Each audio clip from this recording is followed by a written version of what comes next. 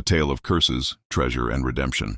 The story opens in a desolate, unforgiving wasteland where boys are digging holes in the ground. This camp is so isolated and devoid of water that escape is virtually impossible. The boys are all there as punishment. Meanwhile, in the city, we meet a boy named Stanley Yelnats. As he's walking, a pair of sneakers with red stripes falls from above and lands on him. Stanley sniffs them, and they reek. His family, ironically, has been trying to find a cure for foot odor. He picks up the shoes and starts to leave, but then the police arrive and arrest him. These shoes belong to a famous baseball player, Clyde Sweetfeet Livingston, who had donated them. Stanley is accused of stealing them.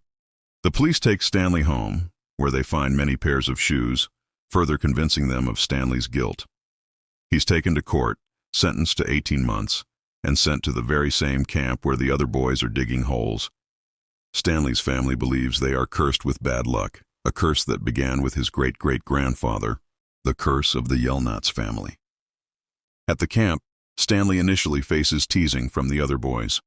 One day, while eating, Stanley tells everyone that he was accused of stealing shoes belonging to the famous baseball player, Clyde Sweetfeet Livingston, which is why he's there. A quiet boy known as Zero, who rarely speaks, interjects, "They had red stripes." Stanley confirms this. That night, as Stanley lies in bed, he remembers his grandfather's stories, which mention his great-great-grandfather. This ancestor made a fortune in the stock market but was ruined by a bandit queen named Kissin Kate Barlow. After losing his fortune, Stanley's great-great-grandfather opened a pig farm. He fell in love with a girl and sought the help of a wise woman with special powers to win her over.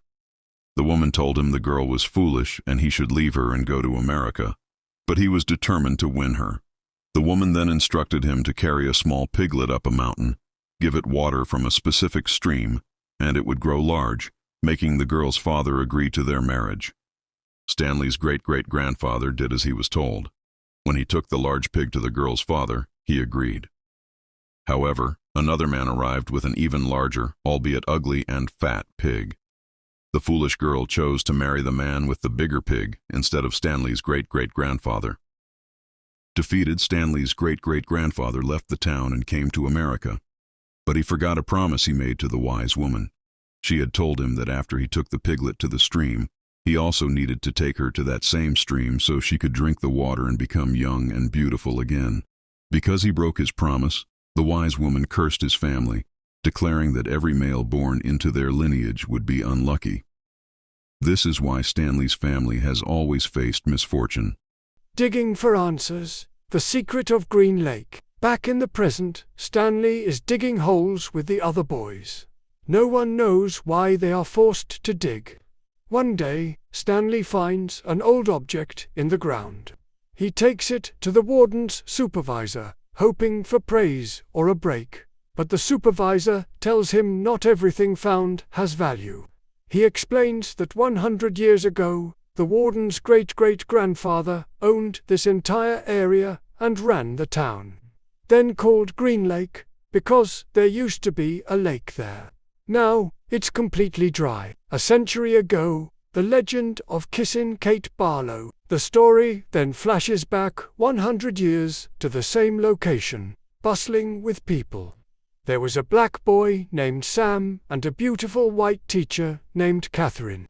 Sam and Catherine fell in love, which angered the townspeople, especially the warden's great-great-grandfather, who harbored racial prejudice and also loved Catherine. He had Catherine's school burned down and had Sam captured, intending to kill him.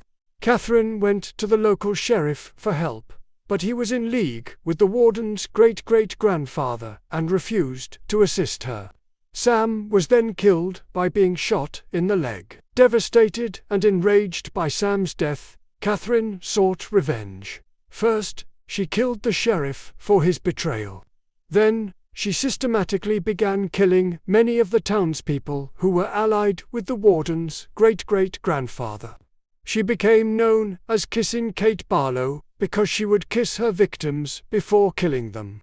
This Kissin Kate is the same bandit who stole Stanley's great-great-grandfather's treasure and all his possessions. The lipstick Zero's secret, and a bond of friendship. The narrative returns to the present.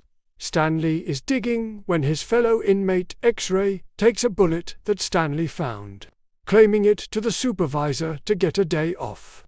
The female warden examines the bullet closely and then grants X-Ray a day off, ordering the area to be dug more thoroughly. Later, while the supervisor is away from his car, another boy steals a bag of sunflower seeds. The supervisor finds out, and the boys frantically pass the bag around to avoid punishment until it lands in Stanley's hands.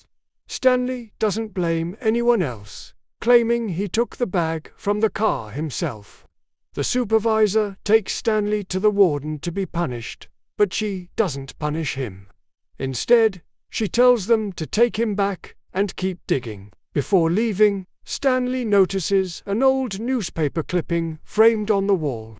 It's about Kissin' Kate Barlow, the notorious bandit who stole his great-great-grandfather's money and treasure years ago, along with many others.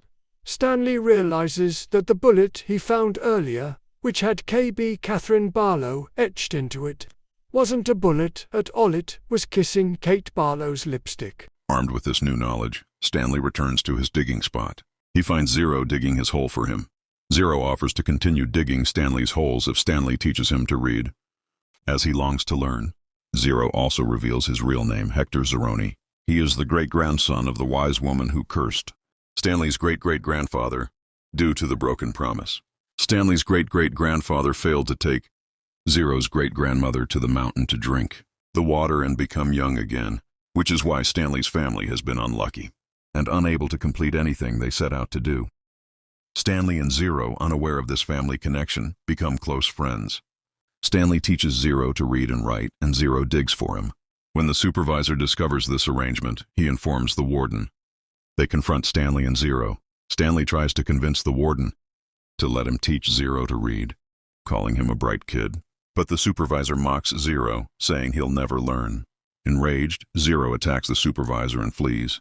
No one pursues him, believing he won't survive long in the vast, empty wasteland. The mountain of God's finger and the breaking of the curse.